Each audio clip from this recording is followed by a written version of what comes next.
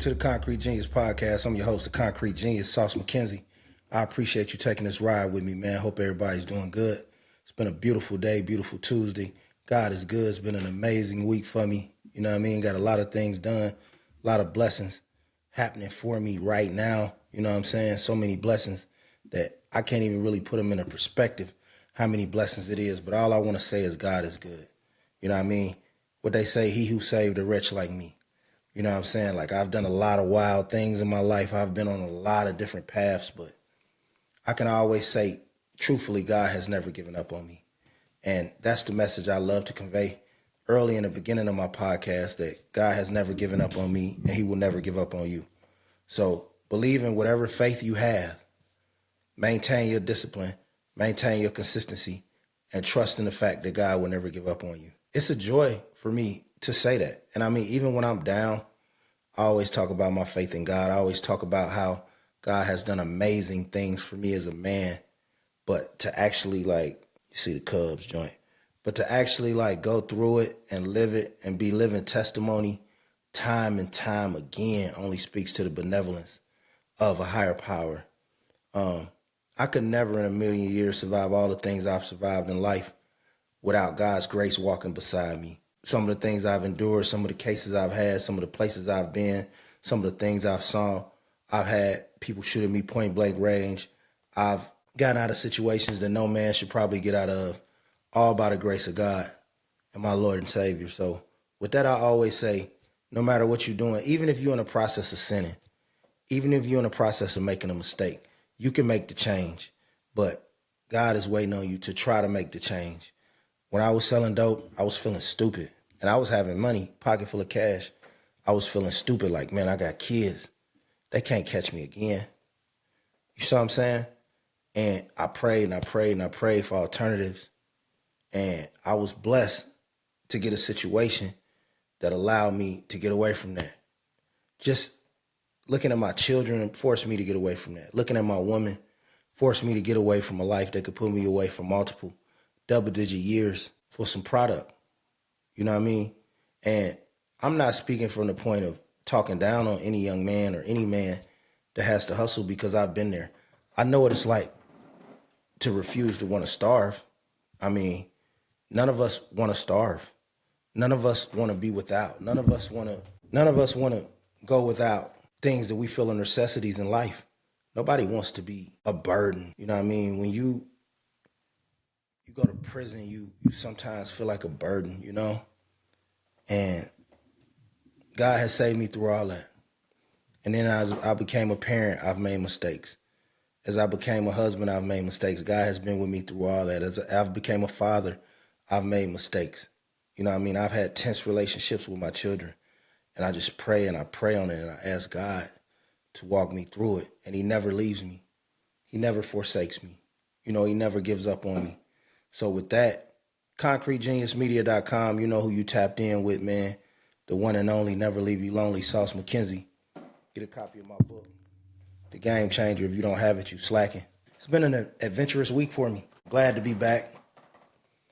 You know, I promise more consistency. This is more consistent than what I had been the previous few months, because I was really out of it. This is still not consistent enough. You know what I mean? So I want people to understand I'm still trying. Even in the midst of me saying things like, hey, man, I'm coming back. It still ain't consistent enough as I like it.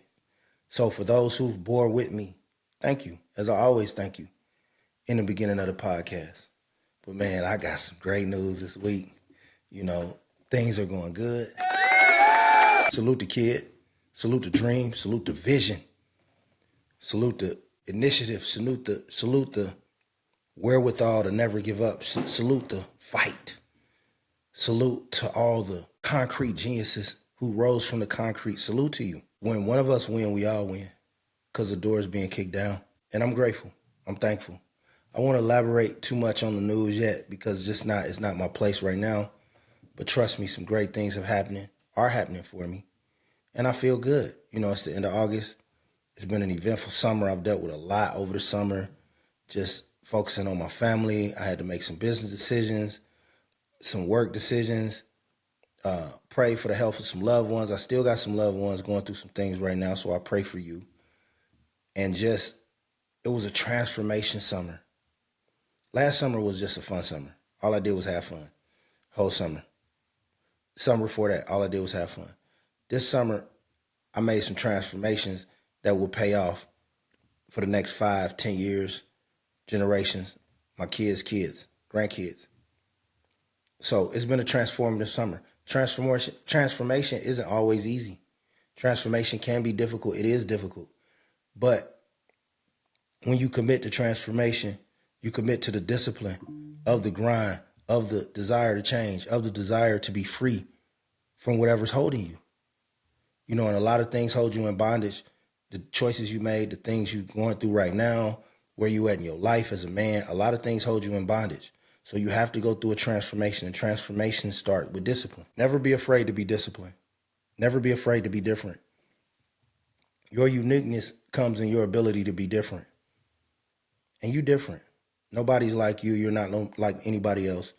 So lean on your ability to be different. Had a great week on Facebook. Talked a lot of shit. Great week on social media. You know, I get to cracking my jokes. I be in my bag. I be having people like, man, don't give away. You too funny. Don't give it all away, but it's just humor. Making somebody laugh. You know what I'm saying? Like, I've had people be like, man, I was depressed about my mother and my father. I read your Facebook post and I laughed. I ain't laughed that hard in years. It'll be somebody I ain't talked to since 10th grade. But hearing things like that, man, it's one in a million. You know what I'm saying? It's Larry Graham. So I'm forever grateful for the ability to make people smile. But one thing that I am intrigued by, and thank you for bearing with the introduction, one thing I am intrigued by is the emotions brought on by Caitlin Clark. For those of you who don't know, I part-time, well, majority of the time I live in Indiana. I have a home in Indiana. You know, I have a lot of clients and I do a lot of business in Indiana. That's where I'm from. Born and raised. I love it. Faults, flaws, warts and all, you can't take Indiana out of me. I was on the range with monsters and I'm banging Indiana like it's a set, like it's a nation. So I love this place. I take everything that come with it. And I'm a product of the joy in basketball. I love basketball. I love watching it. I love playing it. I love studying it. I love watching out of bounds plays. I'm really a big fan of elite passers. People who can dominate the game by scoring, but by mainly passing. Guys like Jason Kidd, Rajon Rondo, Rod Strickland. Those kind of guys, double-digit assist people. Those people have always intrigued me. And in that same vein, I'm intrigued by Caitlin Clark. I really love her game. I think her game is explosive. I think her vision, the way she gets the ball up the court immediately, I think that's very transcendent for young ladies who want to play the game behind her. I think her ability to pass the ball is what separates her. And I made a statement saying that I feel like she was a top 5 player in the NBA. You may agree, you may not agree. But what I find somewhat puzzling is that a lot of people, they got a problem with that statement. Or on a bigger stage, and what I really want to tap into is that a lot of people feel like as a black man, I can't really enjoy her game. You know, I get passive aggressive questions. I get downright questions in my DM like, bro, how you rooting for that white girl? And I've always been under the impression that sports is the one place I can get away. Now, I say that with a caveat. I know it's GMs and head coaches and people in basketball that probably should deserve a shot.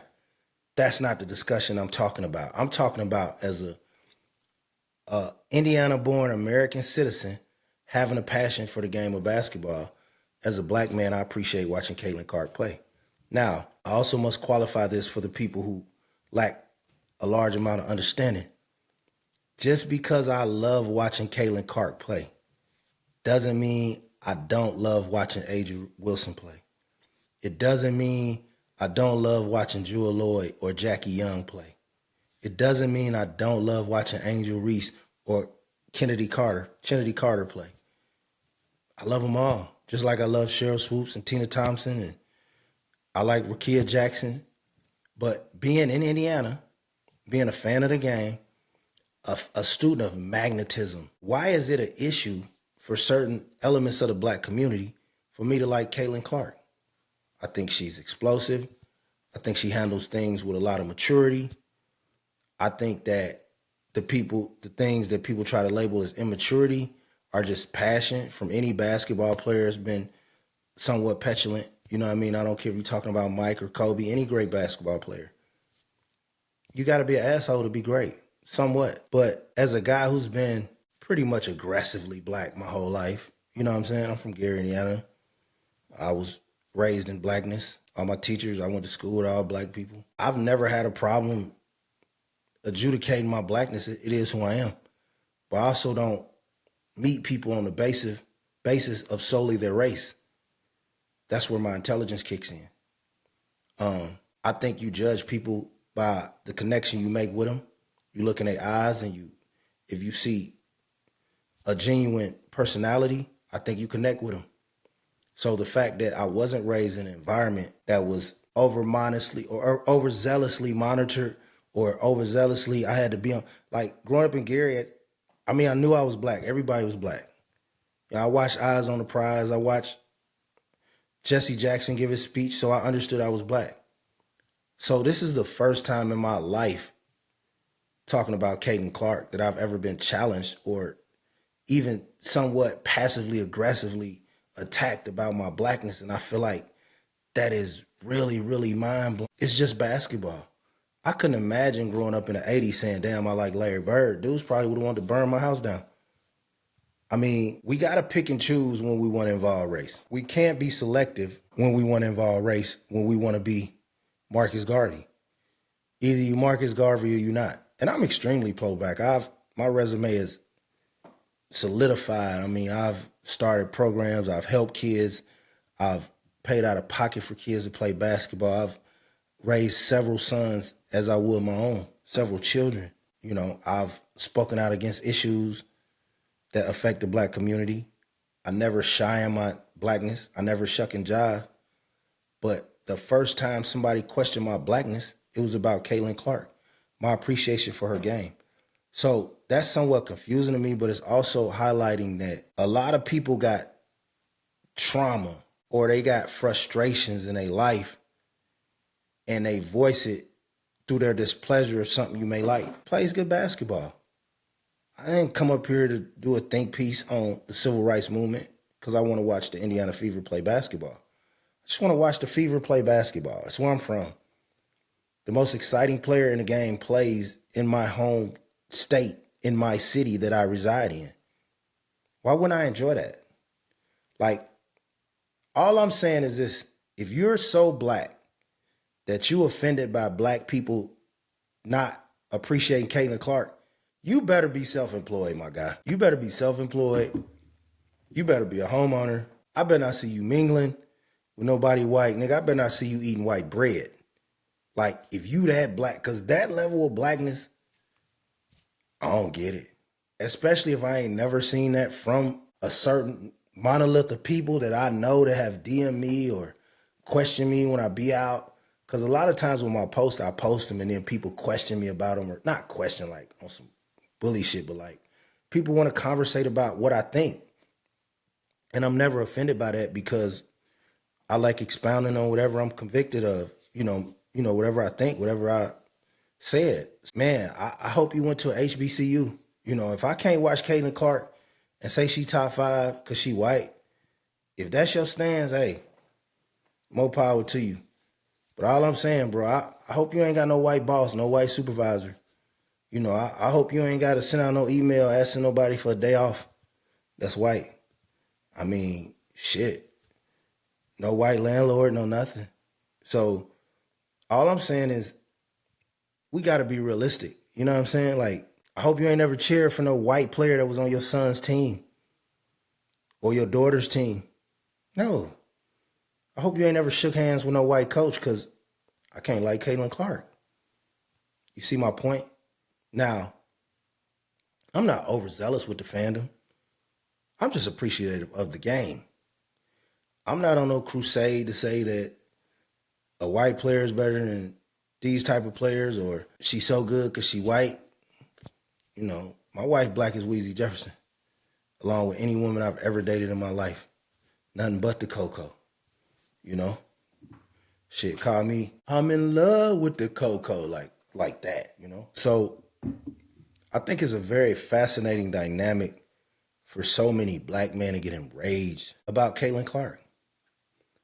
But if you getting enraged off Caitlin Clark, I don't know who you voting for, because you can't vote for Trump, and Kamala got a white husband, so you can't vote for Kamala, so you got to talk to me about this new all-black everything dynamic that's taken over the world since I said I like Caitlin Clark. I did not know all this Kanye West shit I say during the year. I did not know Caitlin Clark being a top 5 player would allow me to get those type of DMs, those type of conversations, and spark those type of comments. It's just hoop, man. It's hoop. It ain't life, bro. You're not going to work out your racial problems, your racial frustrations being mad about Caitlin Clark.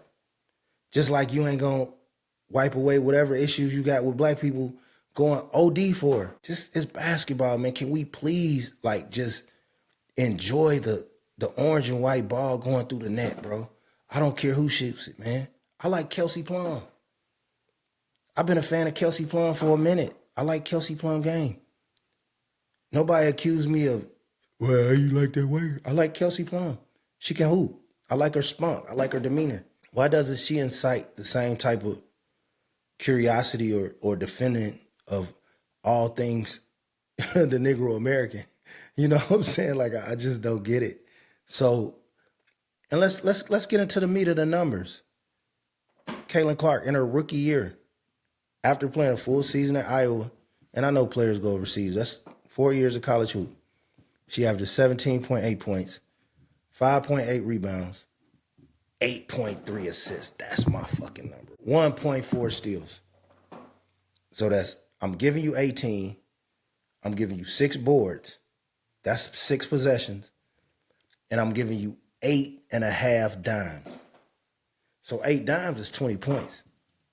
3 threes, 5 twos, that's 19 points. It's 8 dimes, man. I love a passer. I love somebody that can dominate the game, that is so efficient enough to say, whenever you're open, I'm giving you the ball and I'm still averaging 18. I love it. I love passing when Jason Kidd did it and took the Nets to 2 straight finals. I love passing when Rajon Rondo was getting 20, 20, and 8. I love passing when Westbrook was getting 20, 20, 20. I love passing when James Harden was getting 45 and 13. Now, the scoring side on Harden was kind of OD, but still the passing ability, I love it. I mean, Rod Strickland is one of my favorite players. I love players who can dominate the ball by sharing the ball. Dominate the game, by sharing the ball. And I put Caitlin Clark in that same category. I feel like she's transcendent. I feel like she's the modern version of, what's her name? Pinachero, the one who went to the Sacramento Monarchs. That's what I feel. She's got swag, man. So if me complimenting a white basketball player offends you, I think you need to see a therapist. Or I think you need to talk about why that bothers you. And you can stick to your guns, but you need to really have a conversation with yourself and understand it's not that serious.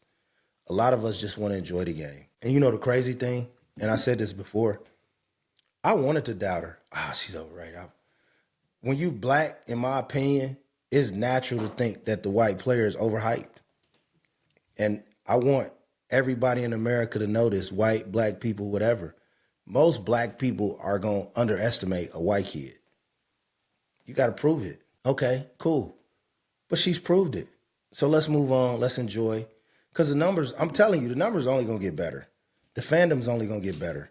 The popularity, the amount of money that the WNBA is about to get due to her, the change in lifestyle, private planes. Let's celebrate that, man. Somebody kick the door down. Run in there. Grab you something. Why you like, man, I had the combination. She ain't had to kick it. Hey, the door kicked down, bro. I'm in here. Let me get this 85-inch. You know what I'm saying? That's how I look at things. And maybe I'm blessed to be in a position to do that. I used to be a little angrier, but not that angry. You know, I want to pray for Indianapolis, man. I want God to cover Indianapolis. I want God to cover Gary. I want God to cover everybody in my radius, but specifically just speaking where I live, Indianapolis. I pray, and I say this a lot, but I pray that we can somehow come together and stop the violence. It's a lot of active men in the community that are helping. It's a lot of community centers. It's a lot of programs. Everybody's out here trying, man. No one community activist is greater than the other. We're all trying. But we just got to try harder. We got to recruit more, and we got to save more kids. We got to save more people. I work in a middle school, and it's a nice drive for me. So, and I don't make crazy money, but I'm blessed to touch children in a community that need it, that look like me, to impact lives for the rest of their lives. I'm straight, you know what I mean? I'm comfortable, so that's my mission. But we all got to do our part, man, because gangster life is polarized in the media.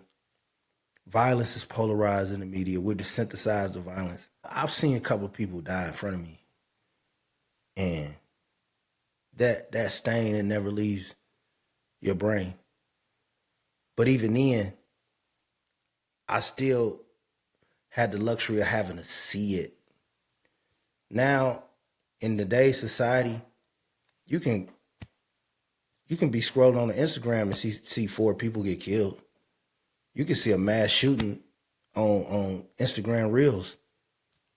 I mean, so violence is really desensitized. It wasn't a Grand Theft Auto when I grew up. It wasn't a Call of Duty when I grew up. So you had to first learn how to not be terrified of a gun, pick up a gun, decide to shoot a gun, and still have the mental capacity to say, this gun comes with a lot of responsibility and power. And this is for the hardcore gangsters born in the 70s and 80s. We wasn't desensitized to violence. We had to grow to become violent. Now it's different. Are they 12? They getting access to Dracos and switches. And they making switches. You know, they buying bullets. They scamming. 13, 14. So we got to get active in the community. We got to pray. And then some of us older people, we got to start realizing, like, ain't no do-overs.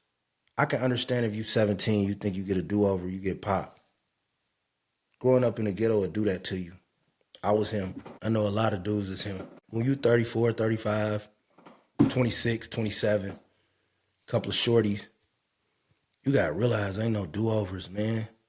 Ain't nobody coming back. And if you are going to be out here wilding, bro, handle your business, bro.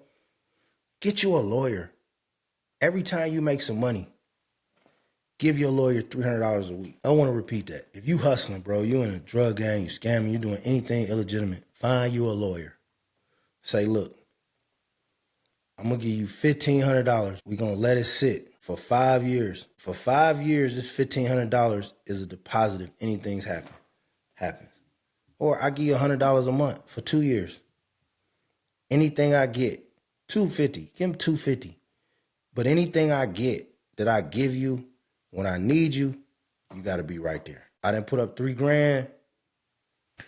Hey, that morning when I go to court, you should be there. You know, like, you're going to be out here in the streets, man. Get you some life insurance.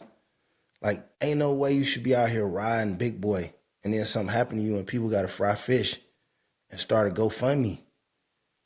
You know, handle your business. You know, like, have a plan. Even when you in the trenches, have a way out. Several ways out. Don't just commit to the trenches. Commit to getting out the trenches. And some people never gonna leave. And God bless them too. But for the ones that really come from that shit, see, it's a difference from people who immersed and love the gangster and love the street lifestyle than people who live the street lifestyle and really seen some powerful shit in your own home. Like people who really seen some traumatic shit when their doors was closed in their own house. Them people want to get far away from the bullshit as possible. Come on, man. Like my toughness, I don't have to question my toughness. So I can live next door to a pilot. I can go to Whole Foods. I love that shit, man. That's like two different lives to me. You know, I got lawyers, bail bondsmen, realtors, architects, CPAs, you know, dispensary owners. I got friends that do so many things because it's a testament of the power I had in me of starting from humble beginnings. And you want to talk about poor, talking Ronald Reagan cheese line, freezing cold, poor, lights off, poor, gas off, poor, no hot water, poor, no water, you know. But I never let that define who I wanted to be. So I'm asking us, stop the violence. Take a minute to be the mature person in the room. And then you know what? Some of you niggas just gotta learn how to feel a vibe, bro. I ain't never been no scary ass nigga, bro. Nigga fuck with me, we going to war. But if I feel the scene of the crowd is getting bad, nigga, I'm out of there, bro. I'm out of there. I'm not hanging around where niggas trying to be tough. And I'm tough. Fuck I look like proving I'm tough for 10 years ago, 20 years ago. When niggas get ignorant, you gotta have the common sense to leave. And a lot of people don't have that, unfortunately. They, man, it's lit out here. Bro, it can be lit, but you also got a radar in your head like, okay, if you really, this group of niggas don't like this group of niggas. It's 12 of them, it's 18 of them, and they've been staring at each other for 5 minutes. I'm out. I see y'all. Deuces. Oh, that nigga got loud. That nigga got loud. That dude just left. I'm leaving. Man, I done been in spots, bro. And that's why I always don't really drink until I get somewhere. I done been in spots where dudes who I know, right, they feeling a certain way. And they on that liquid courage. And there's no doubt in my mind, I could really go out here and I could smash this dude like a twig and 3 of his homies. And I'm riding with some shit that's gonna make a motherfucker bring a lunch. But why? Why? My gangster solidified. I ain't gotta prove my gangster to you. You don't have to prove your toughness to nobody. Go home to your woman. Go home to your children. Go home to live to fight another day. And just let all that shit go, man. Let that anger go. I beg of you. ConcreteGeniusMedia.com is the flow. I got this Nike shit on like this is fucking the brand. This is the brand, man. The game changer, ConcreteGeniusMedia.com, written by Coach John Loudon. You see it, man. A lot of tips, 8 tips for man to find peace, man. I start crying like Tyrese on the Breakfast Club in this motherfucker. I'm so happy, bro. I'm so blessed. Hey, you ever get like, not even survivor's remorse, you ever have somebody like do you dirty and then God bless you so much that they mug you? Let's talk about that, man. You ever been like the good guy, you know, the homie, big bro, the one that come through all the time. You good, because I'm good to people. And then when it goes down and they do you wrong, and then you see them and they mad at you, why you mad at me for? Played your hand. You laid down at them triple threes and you lost. When all you had to do was keep it real with me. And I'm not a guy to wish bad on nobody. Even if you cross me, because this is my philosophy, when you cross me, I appreciate the times we had when it was love. No man owes me nothing, right? So if you wake up tomorrow and you like, I ain't fucking with John no more, I'm gonna be like, damn, cuz. But whatever your brain told you, I respect it. But if you do that, and you know I'm that sauce, that good sauce you could put on anything, why you mad? You know what I'm saying? Like, listen, I've left situations on my own doing, and the situation be popping. I'm like, damn, that could have been me. But when I see the person with the situation, I give them a hug. Hey, I'm proud of you. I knew this was in you. Still winning. That's how you gotta be. Stop being so like, hyper aggressive about the choices you made. Stop being so hyper aggressive and disrespectful to the people that you crossed. See, I ain't no nigga could like once you do something good to me, for me, you my brother. You always my brother. Sometimes you may go astray. We may not talk the same. But I'm never gonna hate you because I'm gonna appreciate if you showed me love from January 2016 to December of 2019, and then we don't talk no more. It's love. I might not have got through them 3 years without the love you gave me. So why am I bitter? But all I ask on the flip side, my G, is that you don't be mad at me when my star keep rising. And that's really the big issue. The big issue is when a lot of people do you dirty, they think your star gonna dim. And when your star don't dim, they hate you for it. Don't hate me. Hate the choice you made. Hate the fact that I gave you all of me and kept it real, and you didn't keep it real back. And I'm still out here keeping it real, looking good, popping. I got it shining. That's life sometimes. I'm not bitter. Why are you? You the violatee. The violator. I'm the violatee. Be mad, just breathe that shit out, my boy. Homie, classmate, friend, whatever. Whatever the times was, man, don't be bitter. Because a lot of times, like, I'll be honest, I miss people. Yeah, I would be disingenuous. This wouldn't be the Concrete Genius podcast if I didn't tell you I didn't miss people. I miss people that's done me dirty. I miss them. Conversations was good. Shit was good, but I keep on driving up the hill, though. Because I'm the one on the wheel, you know. But if I see him and it's love, I'll just love back. If I see you and it's fuck me, then it's fuck you too. Either way, I'm going to the crib. I got some mushroom stuffed macaroni, ravioli upstairs. You know, I'm vegetarian, so I'm not tripping on none of that. Stop the violence. Stop the hate. Focus on yourself. Get you some goals. And I got to get better. You know what I'm saying? Hey, but look, ConcreteGeniusMedia.com, by the way. Get a copy of my book, The Game Changer. I love you. Follow me on all platforms. That's Concrete Genius Pod on Instagram. Concrete Genius Pod on TikTok. That's Concrete Genius Media on Facebook. Concrete Genius 6 on Twitter. I'm everywhere like air, man, so get there. But want to tell you, I don't hate nobody. So good in life that I don't hate nobody. If we're not cool, either I forgive you or I apologize.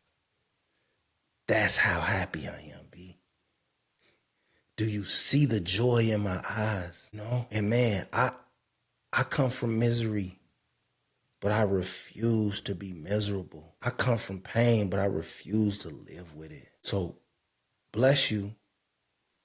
I wish the best for you. I wish the best for everyone. But send me a little bit of that good energy. And if you don't, I'm still praying for you. Man, we got to talk about Indianapolis, man. We're going to do a little something different, man. I want to talk about what's going on in Indianapolis. I want to talk about some things going on. Especially like this, a lot of child molestation shit going on. So we got the screen up. We got the Fox News screen up, man. Former Ben Davis Cascade High School wrestling coach arrested for child seduction. I hate fucking pedophiles. I despise pedophiles. Why are you working at a school knowing you a fucking pedophile? Death to you all. Guillotine to you all.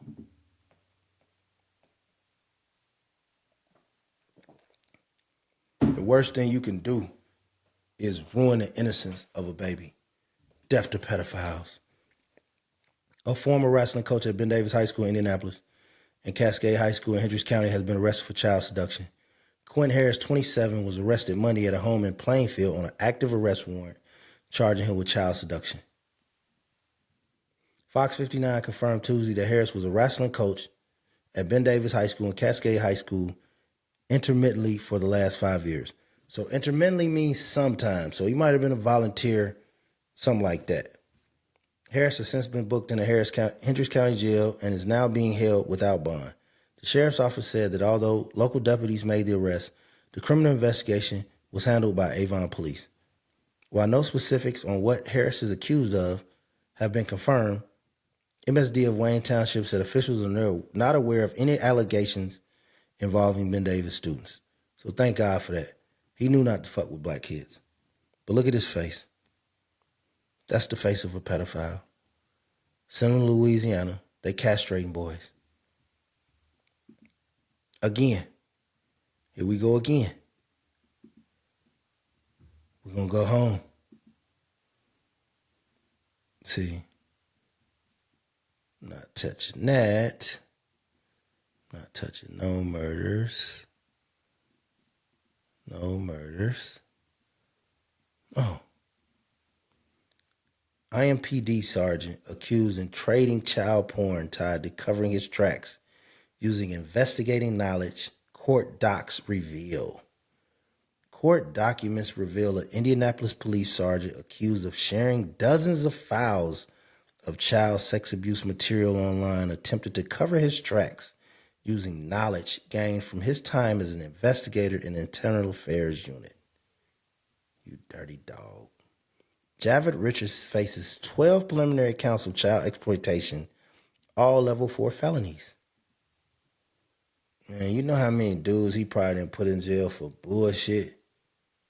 And he got a hard drive full of kiddie porn? Man, send this nigga to Uzbekistan. Once a hero. Sergeant Javid Richards was once hailed as a hero, earning the Medal of Valor and the Purple Heart after he was injured in a deadly gun battle on the city's east side November 15th, 2015. 2016, Richards was again applauded for heroic actions, this time by the Indiana State Police. If not for Richards, State Police said a crash victim would have died had the officer not leaped into action and helped tourniquet her arm, which was amputated in an awful crash on I-465. I'm glad you survived. The Indianapolis Metro Police Department said that Richards was a 12-year veteran who was most recently assigned to the Internal Affairs Unit. There, Richards was tasked with catching cops who stepped outside the law and broke the very law that was sworn to uphold. Now Richards is accused of doing the very same thing and using the knowledge to attempt to cover his tracks. Damn, bro. You know, I want to say you was a good dude, but you got some sick shit going on. Let's go to the fall. The fall of Sergeant Richards from hero cop to a lying criminal began August 6th, though no one knew it. On August 6th, a detective from IMPD Internal Crimes Against Children Units received a tip from the National Center for Missing and Exploited Children. According to the cyber tip, 44 files of suspected child abuse material have been uploaded and shared by a Kik account with the username Chase Please. Freaky ass nigga, man. Investigators reviewed the images of the videos and confirmed it featured young children being sexually exploited. Investigators also found that the user, Chase Please, was sharing illicit material with other users in group chats. But Chase Please, whom police would eventually identify as Richards, attempted to throw officers off his tracks by obfuscating his online presence. How did you do that? According to court documents, Richards used a Switzerland-based email service that specializes in privacy and end-to-end encryption in order to sign up for his Kik account in an attempt to cover up his transgressions. You knew you were breaking the law. You fucking dirtbag. Richards is also connected to out-of-state servers in Chicago via Toronto company to upload the illegal child porn images to his Kik account. He added yet another layer of separation by using a VPN based out of California to connect the server. Now, this is very important for hood niggas that don't like porn, child porn, not the deviants. But it's a very important lesson here outside of the porn. Forget the fact this nigga was a sociopath. You using your phone, set up drug deals, set up scams, set up hits, set up motherfucking getting your baby mama jump, getting your baby daddy jump. Stop fucking sharing your fucking phone, man. Them folks can see everything, bro. Being a criminal in 2024 gotta be fucking exhausting. Cause they coming. The slip up. One of the IP addresses he reportedly used to connect his Kik account came back to a Spectrum home internet IP address. Got him. They got him. They got him. They got him.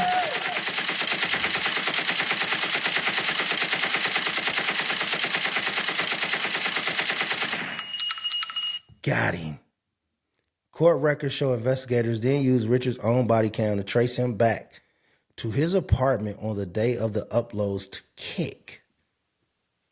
Jesus Christ. Police said at 3:20 a.m., Richard's body cam arrived at his apartment. 18 minutes later is when the first reported login on his Kik account occurred from the Spectrum IP address associated with the same apartment.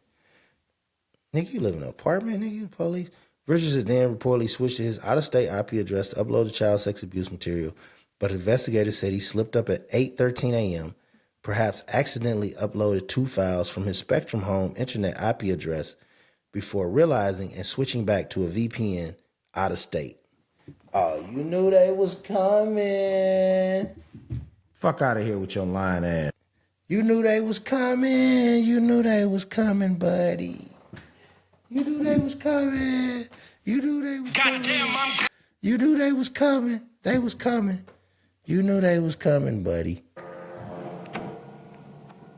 Court documents show that after police gained access to his Kik account, investigators found messages sent by Richard's account with other users where they discussed the trading and participated in trading images of videos of children. What you got? Richards asked one user. Everything, they answered. Police ended up applying the search warrants related to all of Richard's digital accounts, including his email.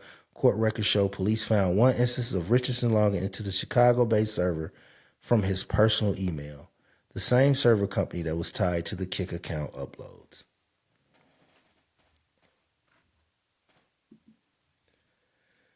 We have a problem. Not only do we have a problem with violence, we have a problem with people who abuse children sexually. These people must be held to the fire and held accountable at all times. It's your duty as a citizen, as a person, as a man, as a woman, as a human, regardless of your race, to protect the innocence of children. ConcreteGeniusMedia.com, man, you here. And we tapped in. Yeah, I'm not happy about that, man. You know, you got a pedophile police. That's bad, man. And you know, honestly, most cops, the majority of cops ain't pedophile, nigga. Like, I got some shit to discuss about cops, but most of them niggas ain't fucking with kids. You know what I'm saying? So this nigga was a outlier, but still, nigga, he got away for so long. But I give him credit for catching him. Let's check out what we got here. Indian woman charged with dealing drugs resulting in death after June overdose. Yeah. I ain't talking about no niggas. Let me go back. See, one thing about me, right?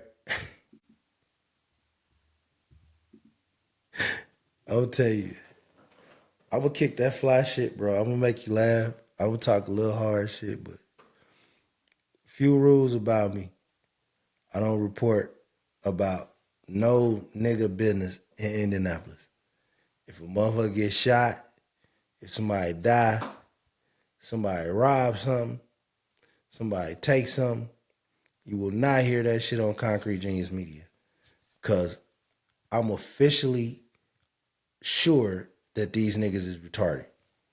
So you don't want to be in retarded Indianapolis Facebook because they'll fuck you up. You got to be nice to them folks, buy them a drink, leave them alone, and stay the fuck out their business. Niggas show me pages where shit going on, motherfuckers talking shit. Don't even show me the page, nigga. I don't even want to accidentally like shit. Don't leave no laughing emojis. Don't leave no crying emojis. You may can get away with a prayer emoji and go on about your business. I don't discuss it. See, the thing about being a real nigga is understanding other people is real niggas too. I'm not discussing who got shot last week, this week. I'm going to say pray for everybody, but I'm never getting into the specifics of nan case because that is not nan bit of my business. And that is how you become a concrete genius, by minding your business. Stay with me now. This is heavy game. Because when you talk about people on the internet, it's a fraction of people that want to see you in real life and talk about what you said on the internet. So if you wouldn't say whatever you posting standing next to somebody, don't post it. If somebody say everybody from 138th Street need to die, and you like it, you're now advocating that violence towards that group of people. And it will be one person from that group of people will say, I know him. I'm going to ask him about that. Don't be that tough. Don't be that guy. Mind your business. That one thing about me, growing up in the ghetto, nigga, I knew some shit that had nothing to do with me. I was blessed. That's how much trouble I got in, nigga. So I feel the same way about when I see the news. Niggas get shot. I pray for niggas, but I ain't posted nothing. I'm sorry. And people hit me all the time, talk about this case. I'm sorry. I can't do it. You know what I mean? My responsibility is to me and my family. Now, I make you laugh. I'm going to give you some game. Now, you got a motherfucking basketball coach out here fucking up or something? Oh, let's get into it. But street shit, I don't talk about street shit locally. I don't talk about street shit regional. And I don't talk about street shit nationally because I be places. Handle your own street business.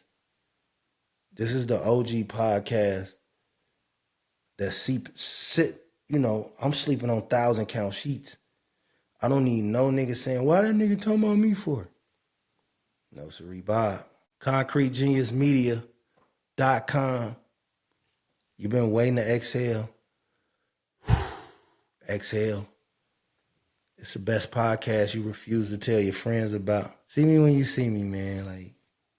And my temper get out of control too a couple times. You know what I mean? I done lost a couple times, not many times. I was almost finna, you know what I'm saying? Because, you be hearing shit like, I'm so respectful, I get disrespectful. I be wanting to see why you want to disrespect me. But then I remember, you disrespecting me because you hurt about something else.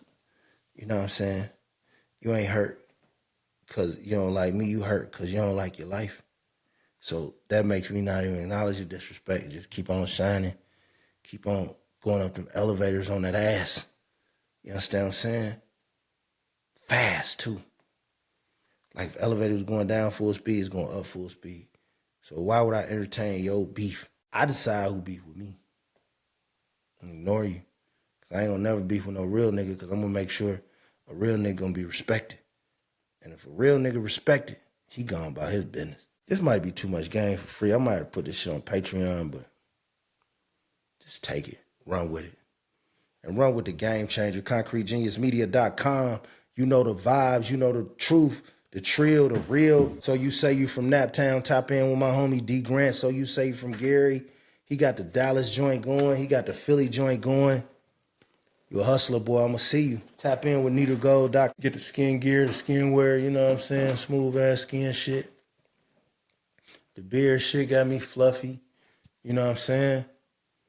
Turning heads and shit like Pimp C, rest in peace. And then get you to contendersclothing.com, man. They got all the fly shit. Use the code SAUCE20. The game ain't never over. It's a million overtimes fucking with me, baby. I got the kicker from the Ravens, so when we get in field position, it's always a W. ConcreteGeniusMedia.com, and I love you.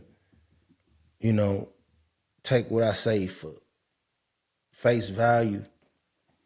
And I'll see you next time. Peace. And